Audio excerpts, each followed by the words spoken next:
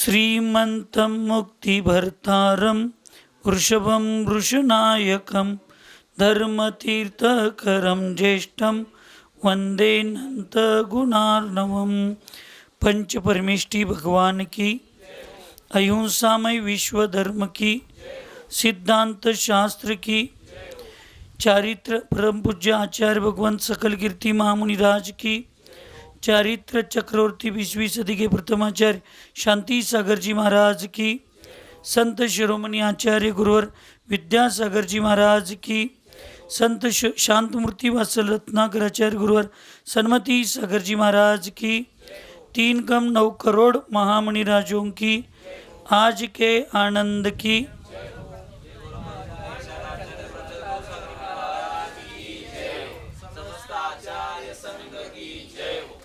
आचार्य भगवंत सकल कीर्ती महामुनिराज मूलाचार प्रदीप या मान ग्रंथामध्ये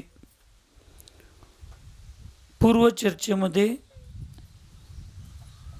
ध्यान आणि त्याची शुद्धी, त्याचं स्वरूप काय हे अत्यंत व्यवस्थित समजावून सांगितलं होतं. आज ते ध्यान करण्यासाठी बुद्धिमान लोकांना काय करायला पाहिजे. इथं 2 पद्धती आहेत. एक ध्यान मुनी महाराजांच्यासाठी आणि एक ध्यान म्हणजेच एकाग्रता श्रावकांच्यासाठी.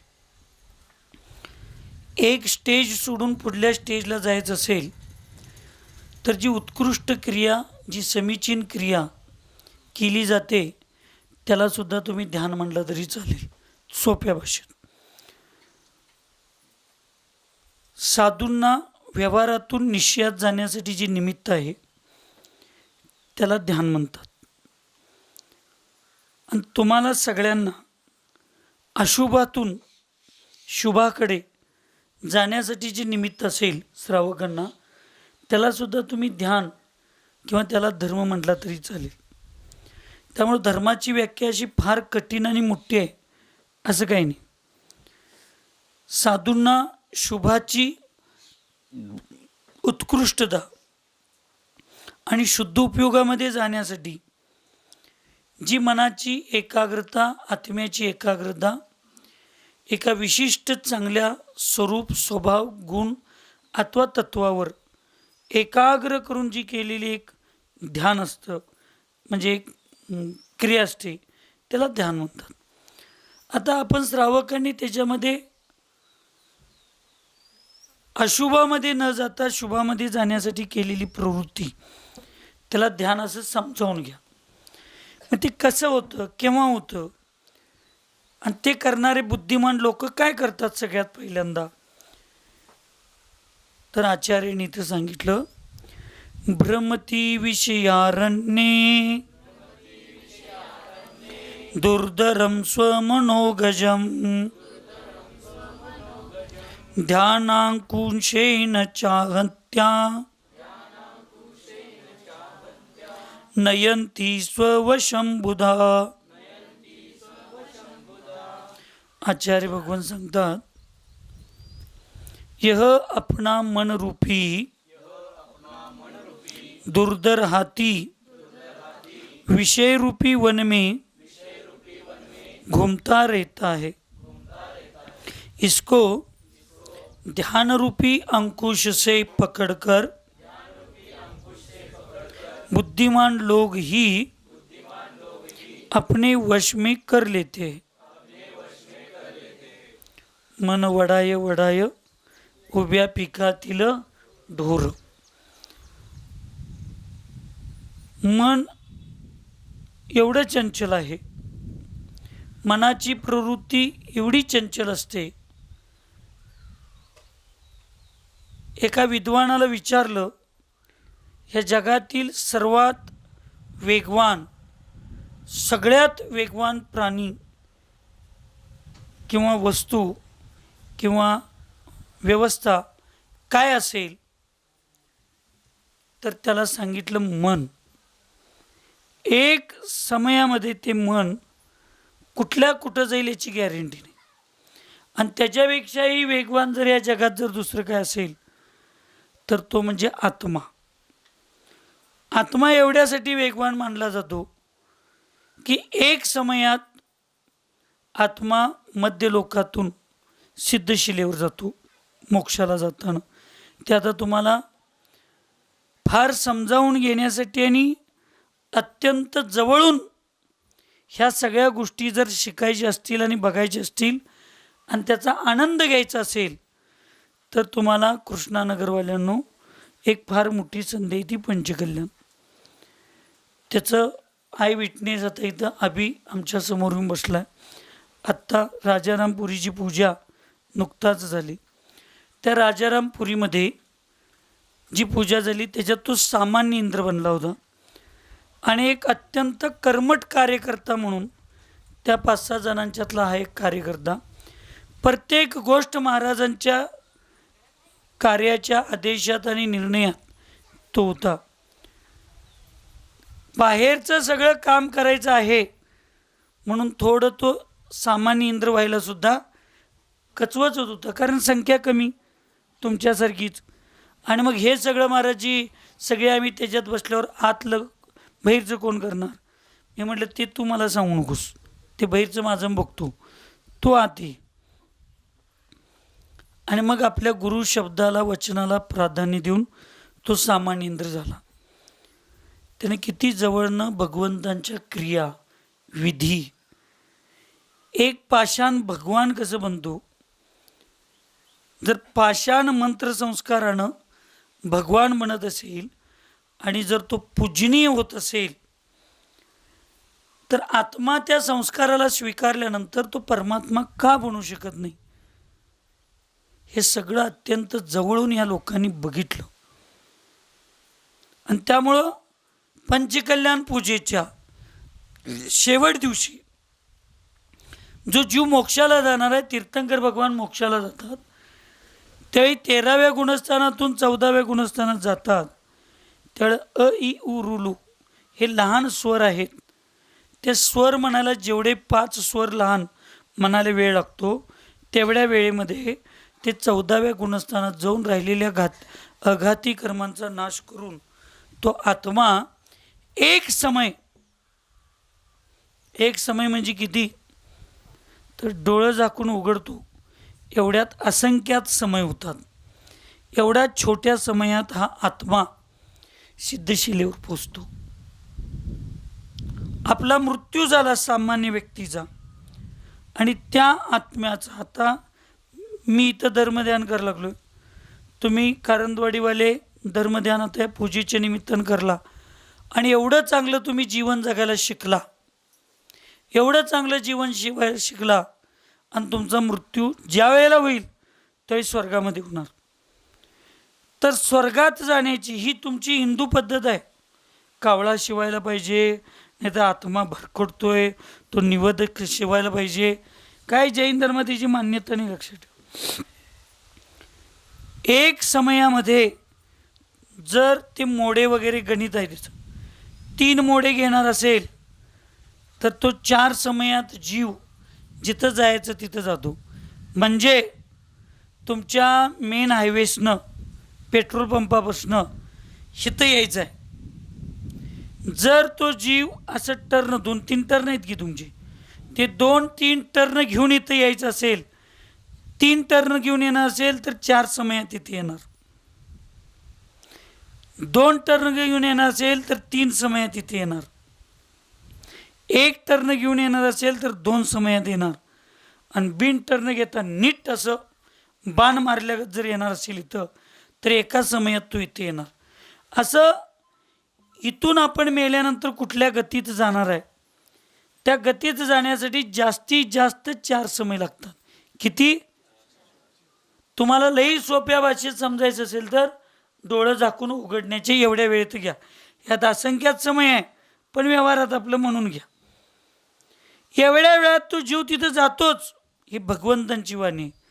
आणि आम्ही त्याला आपलं 2 दिवस इकडं तिकडं भरकुटत बसलोय. कावळा येऊ दे, शिव दे आणि ते करू दे. आणि ते चोरून जरी दारू पित असेल चोरून तर गावापुढे त्यावेळेला कावळा शिवणच आणि तिथं दारूचा कप आणून ठेवतोय. म्हणजे आयुष्यभर ज्यानं नाव कमवलं शेवटला आम्ही घरातलीच लोक त्याचं नाव घालतो. असं काही नसते. लक्षात एवढं आयुष्यभर तुम्ही धर्म केलाय, आई वडिलांची सेवा करता, पूजा करता, सगळं करता, एवढं चांगलं वागलेला जीव, स्वर्गात जाणारा जीव, असं 2-2 दिवस इकडे तिकडे आत्मा भरकटेल का? कसं भरकटेल तो? त्याला त्याच्या स्थानावर जायलाच पाहिजे. एवढ्या कमी वेळेत तो आत्मा जिथं जन्म घ्यायचा आहे तिथं जातो. एवढं स्पीड, एवढी शक्ती, एवढी योग्यता विश्वातील कुठल्याही मशनीकडं नाही. ही जी श्रद्धा ठेवून, ह्याला समजावून घेऊन मी सुद्धा असा भगवान बनू शकतो, याच्यावर विश्वास ठेवण्यासाठी ही पंचकल्याण पूजा आहे. ही पंचकल्याण पूजा काय दगडावर आणि जी धातूच्या मूर्तीवर संस्कार करून पूजा करण्यासाठी नाही.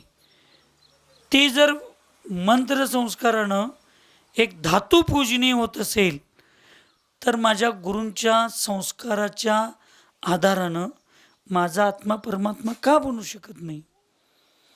स्वतःच्या शक्तीला शोधण्यासाठी आणि स्वतःला भगवंतांच्या बरोबरीनं नेऊन बसवण्यासाठी ही पंचकल्याण पूजा असते. आणि ही शक्ती सगळ्यात मोठी. पण या शक्तीला स्पीड ब्रेकर कुठं लागतं? ह्या शक्तीला लपवण्याचं काम, छपवण्याचं काम किंवा मायाचारी किंवा या सगळ्या करण्याचं काम कोण करतं? तर इथं सांगितलं मनरूपी दुर्धर. दुर्धर म्हणजे बलशाली असा मोठा महाभयानक हाती. मनरूपी हाती आहे तो, विषयरूपी वनामध्ये फिरत असतो. स्पर्शेंद्रिय, रसनेंद्रिय, घ्राणेंद्रिय, चक्षुरेंद्रिय आणि कर्णेंद्रिय. 2 मिनटं आपल्याला खोलीत अजून चप्पल काढून जायच्या अगोदर पंख्याकडे बोट जाते, पंख्याच्या खटकाकडं. थंडीच्या दिवसात लगेच आपल्याला स्वेटर पाहिजे असते, ब्लँकेट पाहिजे असते.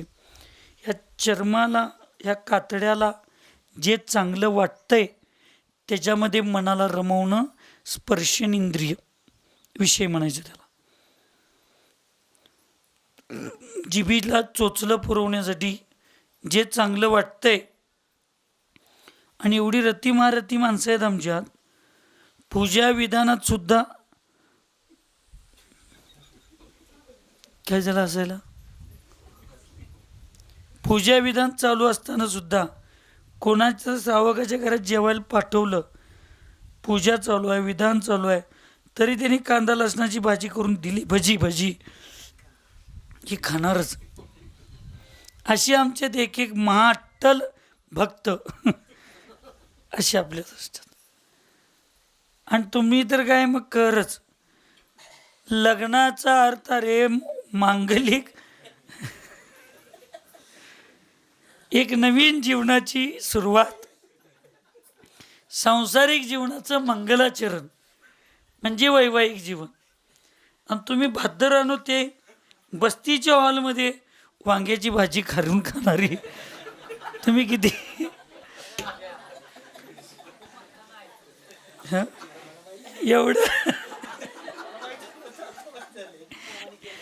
एवढं महाअट्टल तुम्ही चांगले भक्त, हे म्हणायचं रसनेंद्रिय. पण एक समाधान, येणाऱ्या बायकोला कळलं आपण धार्मिक घरात चाललोय आणि उद्या आपल्यात महाराज येणार आहेत, त्यामुळं आपण आपल्याला गुरु महाराजांचं पहिल्याच दिवशी लग्न प्रवेश करून पहिल्या दिवशी घरात गेलो आणि दुसऱ्या दिवसाचा संसाराचा मंगलाचरण एक मुनी महाराज, एक आचार्य संघाच्या दर्शनानं आणि त्यांच्या आहारदानानं होणार आहे. म्हणून जिथं लग्नात जास्त मिरवायला पाहिजे तिनं नेल पॉलिश लावली नाही, तिनं नेल पॉलिश लावली नाही आणि स्वतः नांदत नाही, दुसऱ्याला नांदून असे एक पात्र असते. कुठलं कुठलं ननंद, लग्न भावाचं. त्या निदान त्या भाऊजीच्या बोटाकडे बघून तर पटकन जाऊन काढून यायला पाहिजे. तू म्हटलं नाही काय आहे तुझं, म्हणलो नाही मी. हे नवीन चोर गावला बघ. हां, मी इथं सांगायला लागलो, तुझं म्हटलंच नाही. हां, आणि ही मी नेल पॉलिश लावून यायला लागले. ह्याला म्हणायचं स्पर्शेंद्रिय. जिभेसाठी जे चांगलं वाटतंय त्याच्यासाठी धर्माचा आधार सोडणे, याला म्हणायचं रसनेंद्रिय. सुगंध चांगल्या येण्यासाठी आपण हे परफ्यूम अमुक तमुक सगळं वापरतोय. अनेक जीवांची हिंसा करून ते वापरलं जातं. अनेक जीवांची हिंसा करून ते तयार केलं जातं. आम्ही श्रावक एवढे आज्ञेने झालोय, धर्म विधी क्रिया याच्यात एवढा आम्ही सोडून दिलोय आणि एवढ्या स्वतःच्या चुकीच्या अस्तित्वामध्ये आम्ही चाललोय की किमान बाबांनो, किमान महावीर जयंती आणि अनंत पौर्णिमा ह्या 2 दिवशी तरी आपण या गोष्टीचा त्याग केला पाहिजे. पण सगळ्यात जास्त महावीर जयंतीला, पौर्णिमेला, हे अनंत पौर्णिमेला आणि पाडव्याला मंदिरात येताना सगळे माणसं बायका सगळ्यात जास्त परफ्यूम सेंट मारून येतात, सुगंध चांगला यावा म्हणून. ज्या भगवंतांनी पाण्यामध्ये 36,450 जीव विज्ञान सांगतं, वितराग विज्ञान अनंत जीव आहेत म्हणून सांगतं, असंख्यात जीव आहेत, ते पाणी गाळून पियायला सांगणार आमचा जैन धर्म. आपण किमान आपल्या धर्माचे महत्त्वाचे कार्य आहेत त्या दिवशी तरी अशा जीवांची हिंसा करून वापरण्यात येणारं सौंदर्य प्रसाधने आपण उपयोगात आणू नये, एवढं तरी आपल्याकडे धर्म पाळायचं भूमिका पाहिजे. हे झालं घ्राणेंद्रिय. चक्षुरेंद्रिय, दिसायला चांगलं दिसण्यासाठी आणि दिसायला चांगलं असते ते आपण घ्यायला जातोय, पण जे दिसतंय चांगलं ते सगळंच चांगलं असतंय असं नाही. लक्षात ठेवा, कधी ना कधी तरी एक दिवस आम्हाला त्याचा धोका होतोय. चांगलं दिसण्यासाठी तुम्ही नको तसले ड्रेस, नको तसल्या साड्या, नको तसले आभूषणं तुम्ही मेकअप करायला लागला. आता चांगलं दिसायसाठी करायला लागलाय आणि चांगल्या दिसणाऱ्या वस्तूकडे लोक बघणारच, आणि बघितला तो मला असं बघितला म्हणून घरात येऊन आणि सांगाल तुम्हीच तयार, आणि तुम्ही घरात बसायचं आणि खुळी तुमच्या चुकांना लक्षात घेता जाऊन भांडाभांडी करायचं. एक तर मारून आपण जेलमध्ये जायचं, नाही तर समोरच्यानं मरून घराची दुर्दशा करायची. ह्या ज्या जगात सगळ्या बातम्या आम्ही रोज ऐकायला लागलोय, याला सगळ्यात मोठं जर कारण काय असेल तर फक्त ते पंचेंद्रिय विषय वासना आहेत. आणि मन हे 6वं इंद्रिय आहे, हा राजे आहे.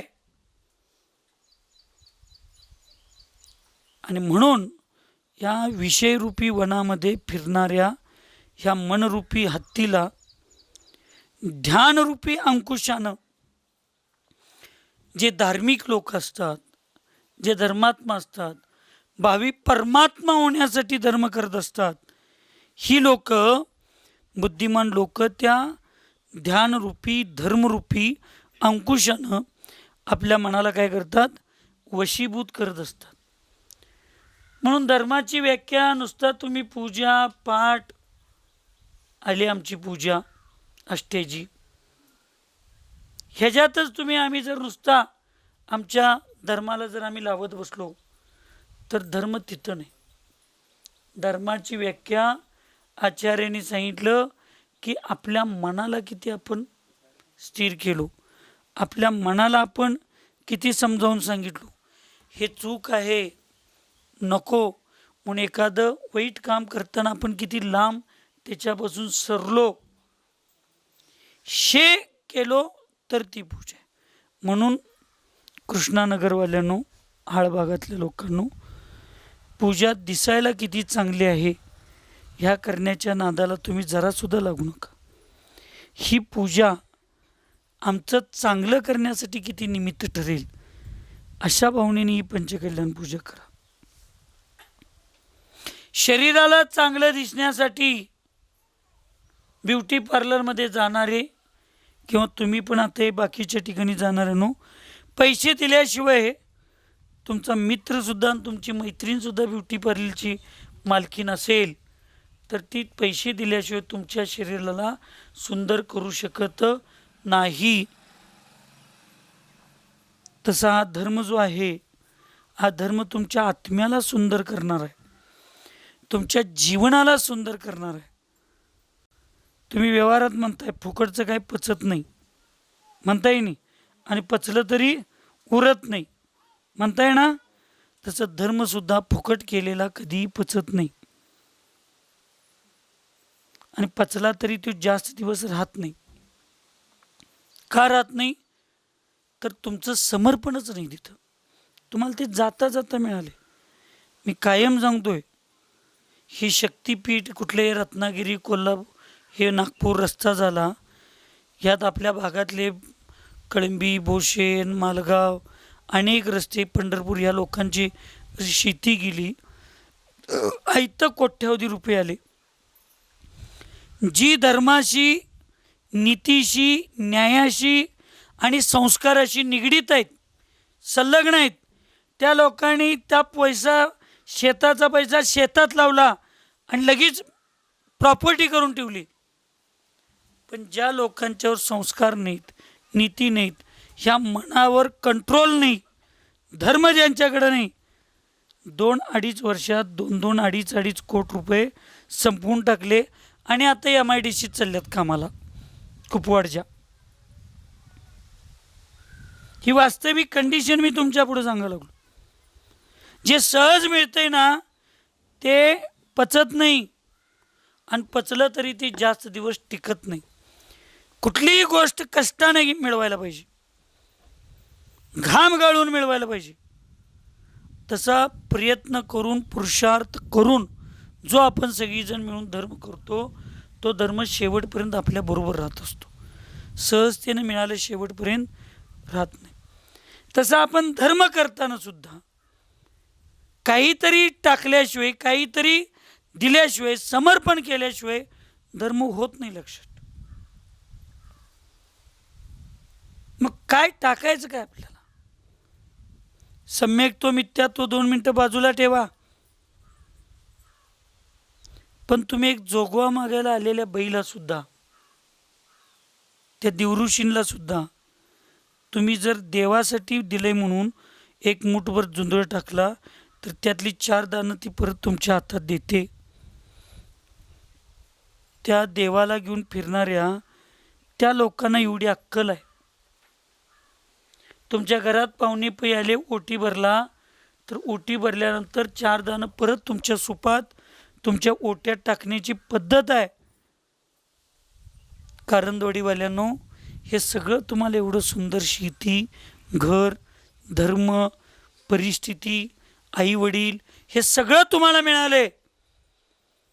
याला गेल्यावेळी कुठं धर्म केलाय ना तुम्ही? होय तर म्हणा, नाही तर म्हणा. धर्म केलाय म्हणूनच मिळालंय ना. मग ज्या धर्मामुळे एवढं सगळं मिळालं, त्या धर्माला आम्ही एक 4 दाणं टाकू शकत नाही. मिळवलेल्या संपत्तीत आम्ही जे लाखानं मिळवतात ते हजारानं देऊ शकत नाहीत, जे कोटीनं मिळवतात ते लाखानं देऊ शकत नाहीत.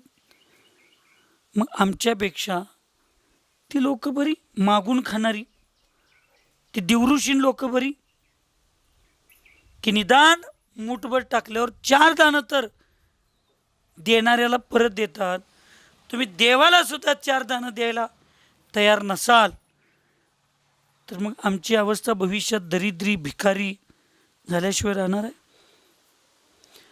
म्हणून आपण नुसता चुकीच्या प्रापंचिक पंचेंद्रिय विषयासाठी लागणारा पैसा तुम्ही नुसता कारंदवाडीतल्या लोकांनी धर्मासाठी लावला तरी आपली पूजा ऐतिहासिक झाल्याशिवाय राहणार नाही. लक्षात ठेवा, नक्की ऐतिहासिक होईल पूजा. तुम्ही तुमच्या पंचेंद्रिय विषयाला लावणारा पैसा फक्त 1 वर्षाचा पैसा लावा. 1 वर्ष तुम्ही स्वतःला ठरवा की मी कुठलंही व्यसन करणार नाही, मी कुठं जेवायला जाणार नाही, माझ्या मित्रांना कुठं हॉटेलात, धाब्यावर जेवायला देणार नाही, मी कुठलं व्यसन करणार नाही. 1 वर्ष घरात साड्यांचा ढीग आहे, 1 वर्ष मी साड्या आणणार नाही. सोनं घालून हात मोडा लागले. आता 1 वर्ष मी सोनं कुठलं आणणार नाही. काही असं पंचेंद्रिय विषय, प्रापंचिक, संसारिक कुठलंही कितीही काही असू दे, शेजारी जमीन निघली तरी मी सोडणार नाही. काय करणार नाही, घेणार नाही. एक वर्षासाठी या मनावर तुम्ही सगळी जर कारंदवाडी गाव आणि विशेष करून या माळावरची हाळावरची लोकांनी जर ठरवला तर तुमची पंचकल्याण पूजा ऐतिहासिक झाल्याशिवाय राहणार नाही. आणि 1 दिवस हे सगळं 1 वर्ष व्यसन नाही केला, तुम्ही जिवंत याची गॅरंटी तुम्हाला राहिली. हातपाय कापायचं बंद झाले, भाकरी अर्धी जास्त चालली, 4 माणसांच्यात बसता उठता किंमत मिळाली, सगळं चांगलंच होणार आहे. मग मी हे 1 वर्ष सोडल्यानंतर माझं चांगलंच झालं तर आयुष्यभर सोडायला मला काय अडचण आहे, हे धाडस निर्माण होतं. आणि मग ते आम्ही सोडतो. मन ताब्यात असेल तर तन, मन, धन आणि वेळ धर्माकडं, देशासाठी आणि धर्मासाठी आणि स्वतःच्या परिवाराच्या उन्नतीसाठी निमित्त होतो. आणि तन, मन, धन याच्यावर कंट्रोल नसेल, ताब्यात नसेल, विचारावर ताब्यात नसेल तर हे सगळं अधर्माकडं, पापाकडं, व्यसनाकडं जातं. धर्माकडं वळवला तर पुण्य मिळेल, सद्गती होईल. अधर्माकडं, पापाकडे घालवला तर पाप मिळेल आणि दुर्गती होईल, दुःखच दुःख. म्हणून आचार्यांनी सांगितलं,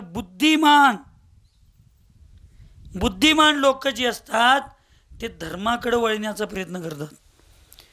जे बुद्धिमान साधू आहेत ते साधू मोक्ष मार्गासाठी साधू होतात, मोक्ष मिळण्यासाठी साधू होतात.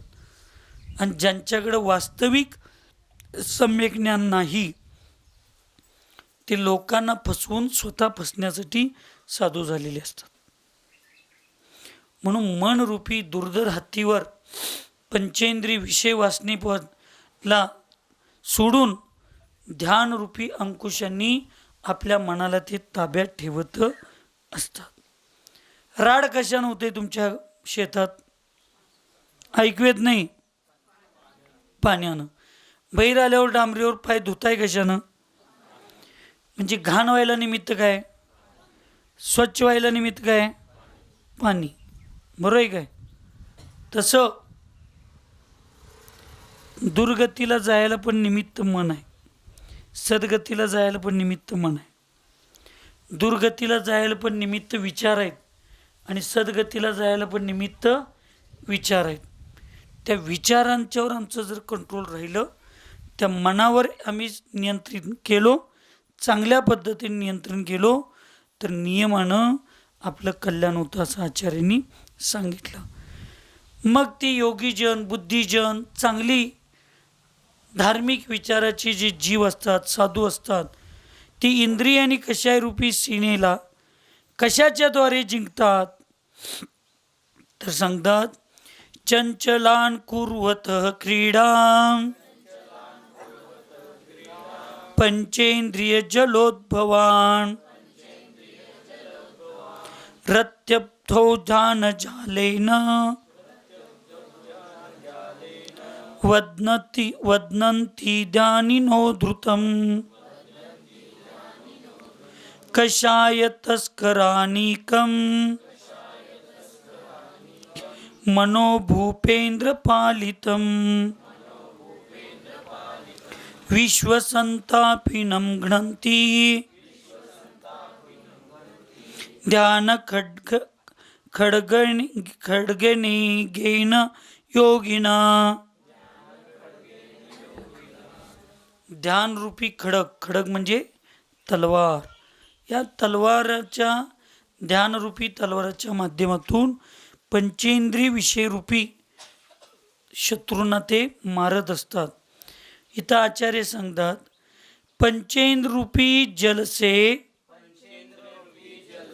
उत्पन्न हुई और रति रूप समुद्र में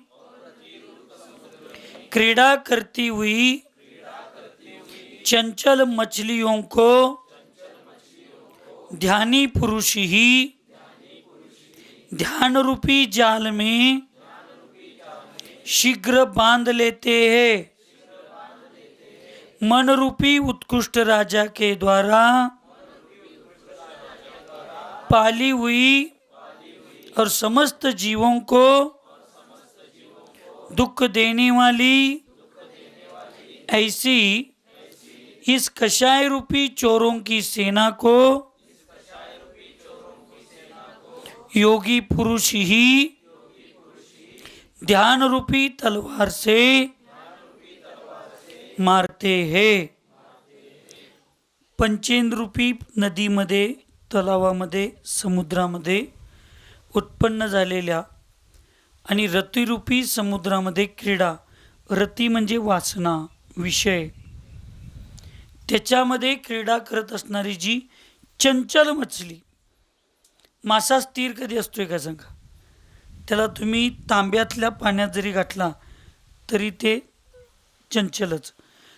कशात पण ठेवा, मासा चंचल असतो. अशा त्या चंचल रूपी माशाला जाळ्यामध्ये पकडायचं असेल तर त्या जाळीला काहीतरी लावलेलं असतं, आमिष द्यायचं, आणि ते येतात आणि ते खायला बघतात आणि त्याच्यात अडकतात.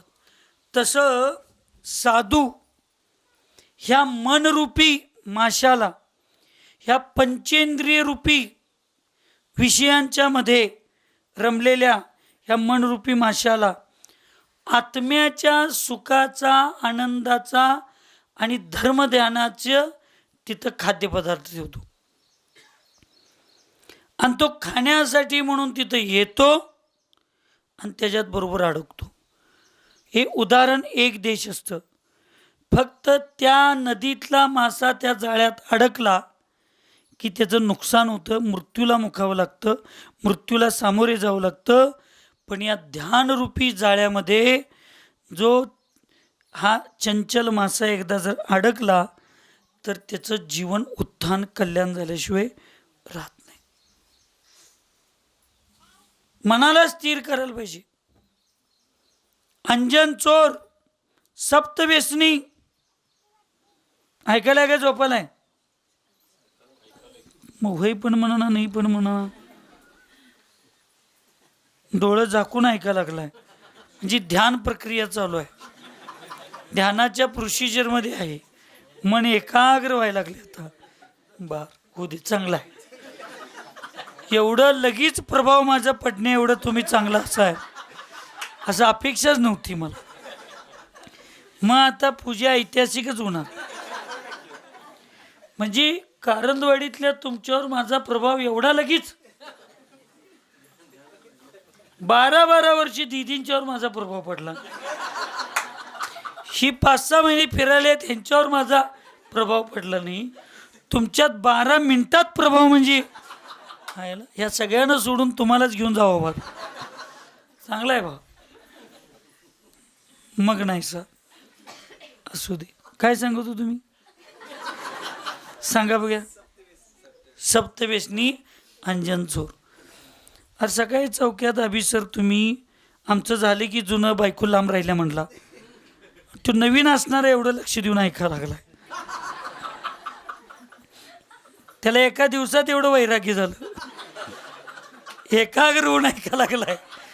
तुम्हाला एवढ्या दिवसात वैराग्य झालं नाही कसं काय बरं? ध्यानरूपी अग्नी अजून असं स्थिर नाही म्हणून. अंजन चोर सप्तव्यसनी, कुठलंही व्यसन नाही असं त्याला नाही. आणि एवढा चांगल्या घरामध्ये जन्मून सुद्धा फक्त एका वेश्या स्त्रीच्या नादाला लागला आणि सगळी संपत्ती संपली, संपत्ती गेली, चोरी करायला लागला, धर्म सोडला, नीती सोडला, सगळं केला. बाई आणि बाटली ही व्यवहारात म्हणतात 2 वस्तू आहेत ना, माणसाला कधी स्थिर राहून जात नाहीत, कधी स्थिर राहून देत. या 2 वस्तूपासून जो लांब राहतो तो माणूस यशस्वी होतो. लक्षात ठेव, यशस्वी होतो.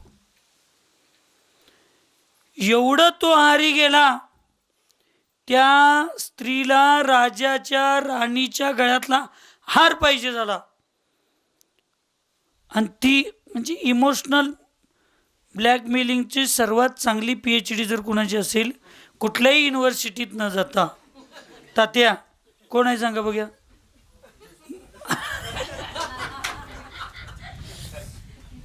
तात्या कोण सांगायला लागला बाबा.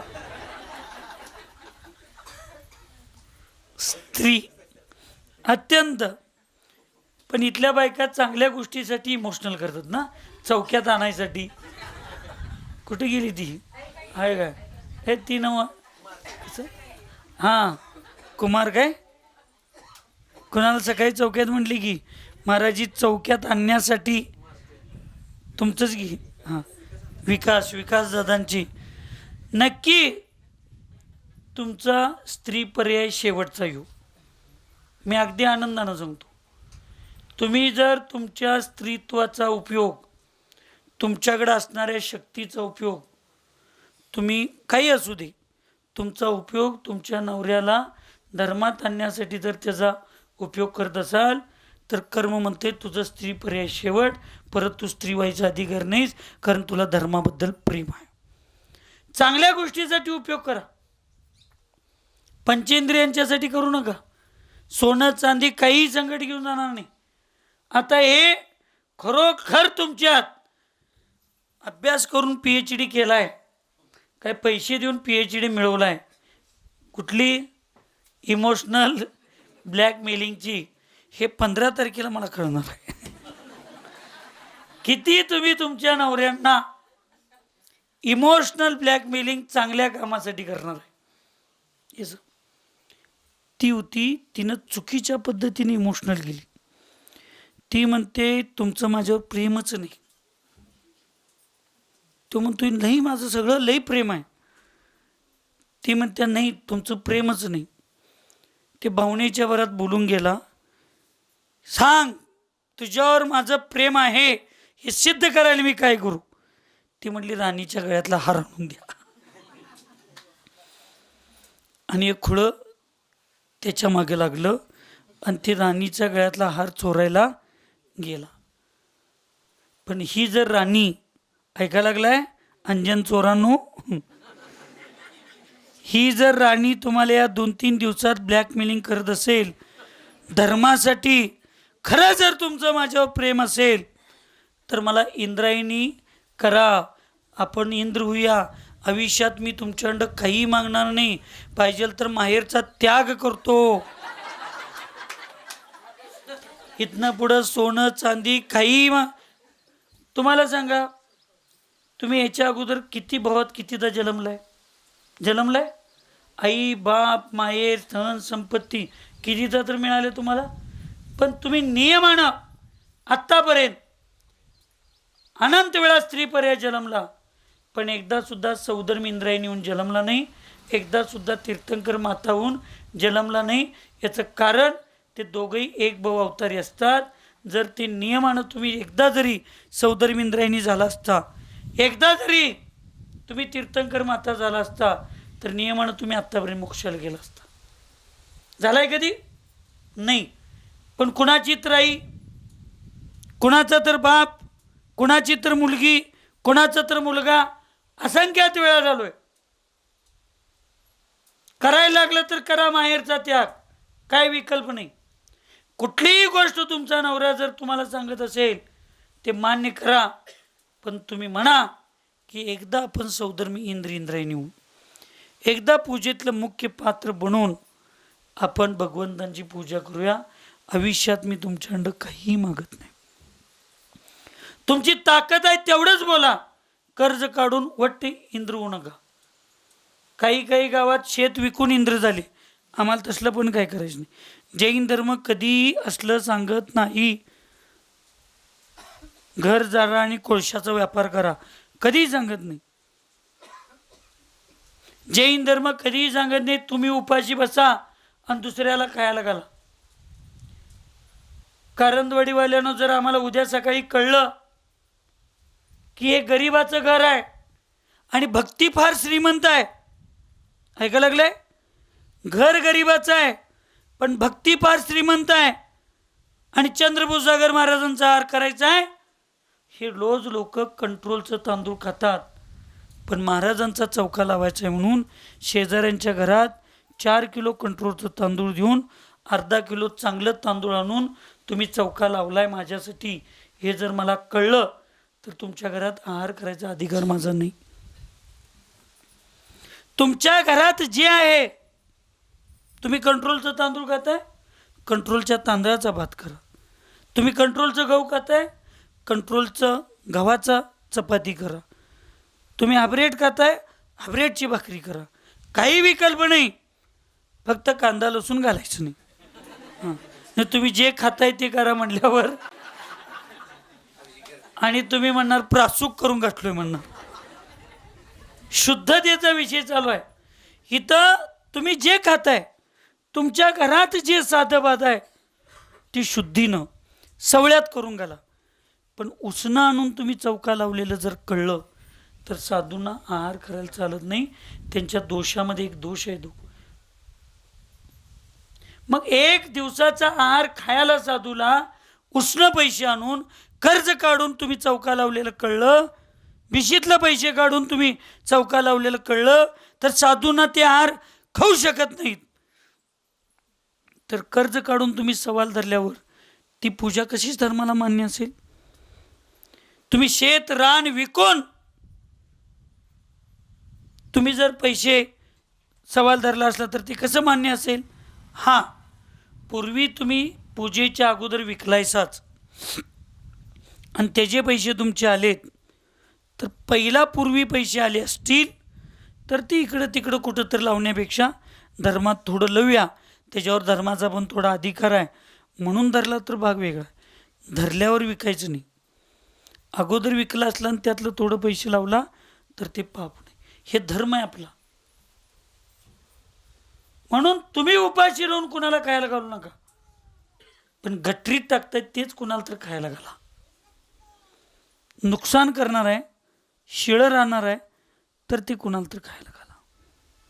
असा आपला धर्म आहे, सर्वश्रेष्ठ धर्म आहे. व्यक्तीचं तोंड आणि व्यक्तीचं नाव बघत नाही, व्यक्तीच्या गुणाला स्वीकारणारा आमचा जैन धर्म. म्हणून तुम्ही 2-3 दिवस सगळ्यात पाप कर्माची निर्जरा करायला, पुण्यकर्म मिळवायला सगळ्यात मोठं कारण असतील तर 15 तारखेपर्यंत तुम्ही महिलांनो जेवढं तुम्ही तुमच्या धर्माला जाग करायला येईल आणि जेवढं मोहाचा त्याग करून आहे त्याच्यात समाधान मानून मला पुढचं काहीही नको, पण एकदा तुम्ही आणि मी सौधर्मी इंद्रायणी आपण होऊया. ते नाही मिळालं तर ईशान इंद्रायणी होऊया, धनपती कुबेर इंद्रायणी होऊया. कायच आपली ताकद नाही चालली तर शेवटी 12 सामान्य इंद्र होऊन तर आपण भगवंतांची पूजा आणि संस्कार करूया. पण हे आयुष्यातली पहिली संधी आहे, आम्हाला तुम्ही ती घेऊन द्या असं तुम्ही त्यांना करा. ब्लॅकमेलिंग, ते ब्लॅकमेलिंग असणार नाही, ते व्हाईट मेलिंग असणार आहे. ब्लॅकमेलिंग पापासाठी केलेलं असतं, तुम्ही धर्मासाठी करायला लागलाय ते व्हाईट मेलिंग असेल. आणि कारंदवाडीच्या माणसांनो, पुरुषांनो, आयुष्यात येऊन जी स्त्री आपल्याला आपलं घरदार सोडून आपल्यासाठी आयुष्य काढली, तुमच्या सगळ्या प्रॉपर्टीमध्ये, संपत्तीमध्ये कायद्यानं जाऊ दे, तुम्ही जे मिळवत आहे त्याच्यात तुमच्या स्त्रीचं जरा तर कष्ट असणार आहेत की नाही, एक थोडा तर वाटा असणार आहे की नाही. तिचा वाटा ती फक्त धर्मासाठी द्या म्हणते. एकदा ऐका, तुमचं पण कल्याण होईल, त्यांचं पण कल्याण होईल. एकदा आयुष्यात हे करायची संधी तुमच्या पुढे आली. चांगल्या गोष्टी, सगळ्यात बाद होणाऱ्या माणसांच्या मागं सुद्धा स्त्रीच आहे आणि सगळ्यात चांगल्या होणाऱ्या माणसांच्या मागं सुद्धा स्त्रीच आहे. प्रत्येक महापुरुषाच्या यशस्वी होण्याच्या मागं एक स्त्री शक्ती असते. मग शिवाजी महाराजांच्या जीवनात आई असू शकते, कर्मवीर अण्णांच्या जीवनात पत्नी असू शकते. लक्षात ठेवा, काही जणांच्या जीवनात मुलगी असू शकते, काही जणांच्या जीवनात बहीण असू शकते. चांगलं व्हायला सुद्धा स्त्रियाच निमित्त आहेत. आता ते आहे की नाही, हारला यायला पाहिजे, आणली की नाही. शब्द चुकीचे असतील पण भाव चांगले आहेत. आज त्यांच्या मनातली भीती मोडायला सवळं निसून महाराजांना आहार देण्याची जी भीती होती ती मोडली. आज त्यांनी पुण्य मिळवलं. तुम्ही केवळ दादा पुण्य मिळवला नाही सा, एकदा दिगंबर मुनी महाराजांना आहार दिला, तुमच्या 3 भावातलं दारिद्र्य संपवलं. लक्षात ठेवा. किती भावातलं दारिद्र्य संपलं? आपल्या 3 भावातलं. आणि ते तुम्हाला कुणामुळं मिळालं? तुमच्या पत्नीच्या हट्टामुळं, तुमच्या पत्नीच्या बोलण्यामुळं. बरं बाई तुझं तर एकदा तोंड बंद करतो चल, असं तुम्ही जबरदस्तीनं का विना आला, पण एकदा जबरदस्तीनं आला. तुम्हाला भीती वाटली, आहार द्यायला वाईट वाटलं, आहार देताना त्रास झाला, आनंद आला. आता इथनं पुढं काही जबरदस्ती करायची गरज. बघा, यशस्वी पुरुषाच्या मागं एक स्त्री लपलेली असते. मी विनोदातनं सांगतोय, मी धर्माचा कधीही विनोद करत नाही. माझी सांगण्याची पद्धत आहे विनोदात्मक. आज त्यांच्या मनातला साधूंच्या बद्दल आस्था जरी असली तर जी भीती होती ती भीती मोडायला निमित्त आज ती स्त्री चढली, ती पत्नी चढली, ती धर्मपत्नी आहे. लक्षात ठेवा. ऐकायला लागलाय पत्नींनो? पति और परिवार को पतन के लिए निमित्त होती है वो पत्नी होती है, और पति और परिवार को धर्म में लाकर उत्थान के लिए निमित्त होती है वो धर्मपत्नी होती है. या कारंजवाडी मळ्यातल्या सगळ्या धर्मपत्नी व्हाव्यात अशी भावना माझी आहे, म्हणून मी इथं आलोय.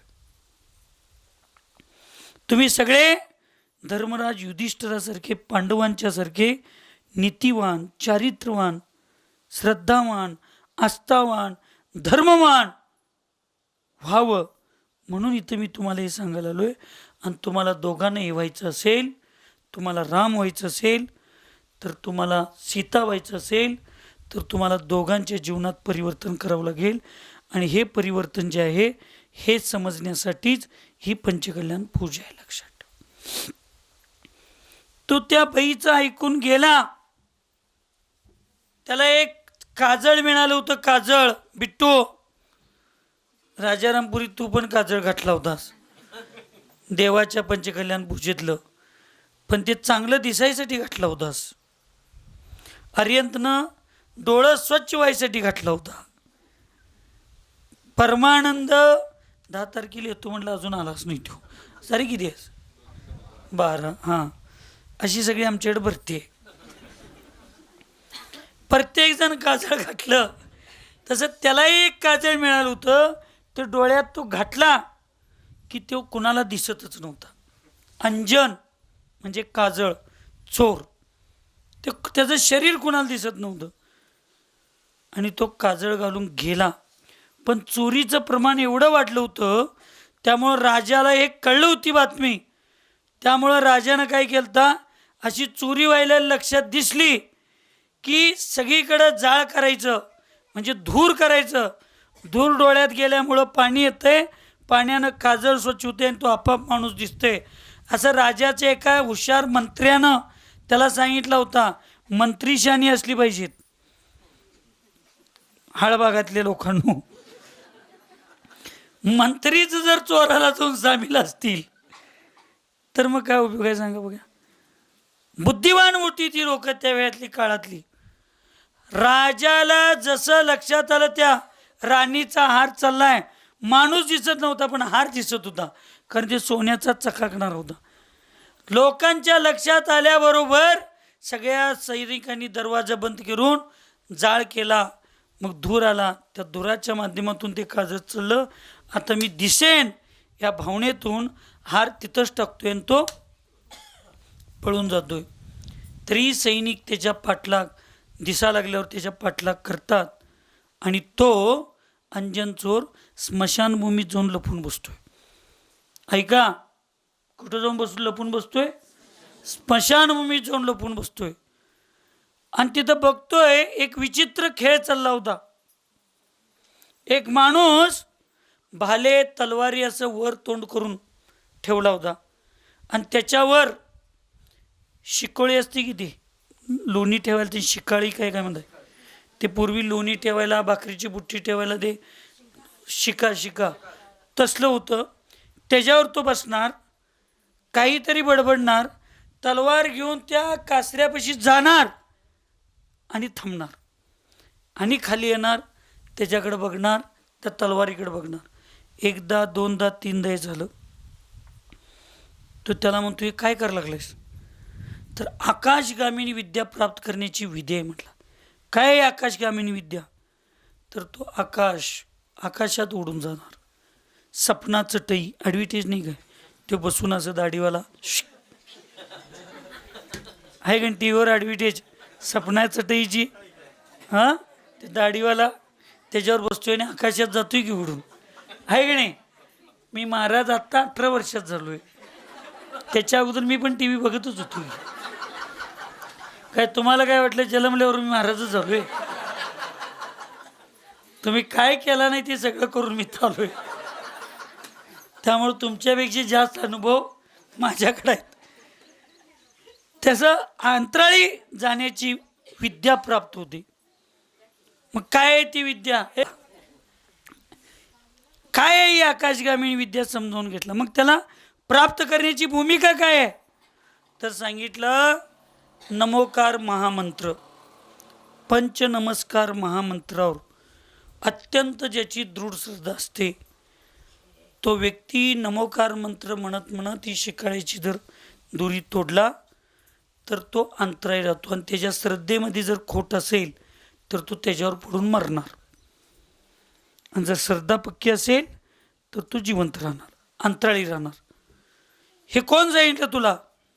जिनदत्त कायचं नाव असेल, जिनदत्त श्रेष्ठी, जिनदत्त श्रेष्ठीने सांगितलं. होय, कोण होते ते श्रेष्ठी? रोज सकाळी भगवंतांचा अभिषेक करणार, कधी कुणाचं 1 रुपये लुबाडणार नाही, दान धर्म करणार, साधू संतांना आहार देणार, सगळे प्रवचन ऐकणार, स्वाध्याय करणार, असं एक अत्यंत समाजातील, त्या गावातील, त्या नगरातील चांगला माणूस. आता ह्या लोकांच्यावरच विश्वास नाही लोकांचा, अशी परिस्थिती झाली. वास्तविक जिनदत्त श्रेष्ठीने हे सांगितलंय याचा अर्थ बरोबरच आहे. असं पण आता मी चोरी गावणार आहे, असंही मला सैन्यांच्या हातात मी सापडलो तर मी मरणारच आहे, मृत्यूदंडाची शिक्षा मला होणारच आहे. त्याच्यापेक्षा एवढ्या भल्या चांगल्या सज्जन माणसानं हे जर सांगितलं असेल तर ते 100% बरोबर आहे असं तो म्हणतो. आणि तो म्हणतो दे तलवार मला. 2-3दा नमोकार मंत्र ऐकतो, ह्याला पाठच झालं नाही नमोकार मंत्र. वर गेला, म्हणायला बघितला, नमोकार मंत्र म्हणायला येईना, लक्षात येईना. काय केला सिद्धू? काय म्हणला देव? आनम तानम कचून जानम शेडजी वाक्यम प्रमाणम. हे कुठलं, मला कुठलंही मंत्रतंत्र मला माहीत नाही, मला मंत्र कुठलंही येत नाही, पण शेडजींनी जे मंत्र सांगितलं आहे त्या मंत्रावर मी प्रमाण ठेवतो, श्रद्धा ठेवतो, आस्था ठेवतो, आणि तोच महामंत्र सर्वश्रेष्ठ विश्वातला आहे असं मी समजतो म्हणला. आणि डोळं झाकून तलवारीने शिक्का तोडला. तो अंतराळी राहिला, खाली पडला नाही. शेडजीच्या घरात 24 तास पूजा करणारा, सेवा करणारा, शेडजींची व्यवस्था करणारा त्या नोकराला ते सिद्ध झालं नाही. पण नुसता जिनदत्त श्रेष्ठीसारखा चांगला माणूस जे बोललाय ते बरोबरच आहे असं नुसता श्रद्धा ठेवून त्यानं ती दोरी तोडला आणि त्याला आकाशगामिनी विद्या प्राप्त झाली. जर एका शेडजीच्या वाक्यावर विश्वास ठेवून त्याचं एवढं चांगलं होत असेल तर तुम्हाला गुरु महाराजांच्यावर विश्वास ठेवून, धर्मावर विश्वास ठेवून तुमचं कल्याण किती होईल सांगा बघूया. तुम्हाला जर आकाशगामिनी विद्या प्राप्त झाली असती तर काय केलं असता? लगेच बायकोला त्या चटईवर बसवून कुल्लू म्हणाली महाबळेश्वर. अभि बघ किती मनापासून हसा लागलाय. म्हैसूर, कोडाई कॅनल, उटी, कन्याकुमारी इकडे गेला असतं की नाही. पण त्याच्यावर एवढा धर्माचा प्रभाव झालता दीपेश, एवढा प्रभाव झालता. एक जर केवळ मंत्र मी त्या शेडजीच्या तोंडातनं आलेल्या विश्वासावर, एवढी मोठी विद्या जर मला प्राप्त होत असेल तर त्या शेडजीलाच मी माझा गुरु मानलो तर माझ्या आयुष्याचं किती कल्याण होईल. त्यानं विचारलं, शेडजी कुठं आहेत? तर शेडजींना आकाशगामिनी विद्या प्राप्त आहे आणि ते अकृत्रिम चैत्यालयात जाऊन भगवंतांची काय करतात, अभिषेक पूजापाठ करायला लागलेत. म्हणून ते अकृत्रिम चैत्यालयात गेलेत म्हणून सांगितलं. तिथं हा अंजन चोर जातो. तिथं शेडजींनी श्रेष्ठीने एकदम बघितलं, तू कसं काय इथं? बघा, ऐका, तुमच्यावर तुमच्या आई वडिलांचे किती डायरेक्ट उपकार आहेत. कारंदवाडीवाले बैलांनो, तुमच्यावर सासू सासऱ्यांचे किती डायरेक्ट उपकार आहेत. पण त्या अंजन चोराला शेडजी माहीत नाही, शेडजीला अंजन चोर माहीत नाही. पण तो म्हणतोय की शेडजी, तुमच्याच उपकारानं आणि तुमच्याच परमप्रभावानं मी इथं आलो. अरे तू कोण? मी अंजन चोर. तू इथे आला, मी कसा निमित्त? त्यावेळी सांगितलं, आज घडलेली सगळी घटना सांगितलं. शेडजींच्या डोळ्यात पाणी आलं. शेडजी म्हणले, माझ्यावर शब्दावर लोकांचा एवढा विश्वास आहे. पण शेडजी स्वार्थी नव्हते. त्यांनी समजावून घेतलं आणि म्हणले, तू मुनी महाराजांच्याकडे जा, तुझ्यात एवढं धाडस आहे, तुझ्यात एवढं चांगले गुण आहेत, तू जा. आणि त्याला दिगंबर मुनी महाराजांच्याकडे पाठवलं. दिगंबर मुनी महाराजांच्याकडे गेला, त्यांचा उपदेश ऐकला, दीक्षा घेतला आणि तो सप्तव्यसनी अंजन चोर मुनी महाराज होऊन केवल ज्ञानाची प्राप्ती, तपस्या करून केवल ज्ञानाची प्राप्ती करून तो मोक्षाला गेला. मग एक सप्तव्यसनी अंजन चोर, एक शेडजींच्या शब्दावर विश्वास ठेवून, एक गुरूंच्या शब्दावर विश्वास ठेवून जर तो मोक्षाला जाऊ शकतो, तर तुम्ही आणि आम्ही या पंचेंद्रिय रूपी मनाला ताब्यात ठेवून, त्याला कंट्रोलमध्ये ठेवून, त्याला ताब्यात ठेवून या व्यसनाचा, या दुराचाराचा, या सगळ्याचा त्याग करून एक साधा मनुष्य तरी मी बनू शकतो की नाही? एक चांगला मनुष्य तर बनेन की नाही? आणि आजचा चांगला मनुष्यच भविष्यातला भगवान बनणार आहे. आणि तो एक सामान्य मनुष्य भगवान कसं बनतो याची प्रक्रिया समजावून घेण्यासाठी ही पंचकल्याण पूजा असते. पंचांचं कल्याण करण्यासाठी ही पंचकल्याण असते. तुम्ही गणित घालायचं सोडून द्या आता. महाराजजी, एवढा पैसा आमच्याकडे जमल का? एवढा आम्ही करीन का? जेवढा पैसा जमेल तेवढ्यात पूजा करूया.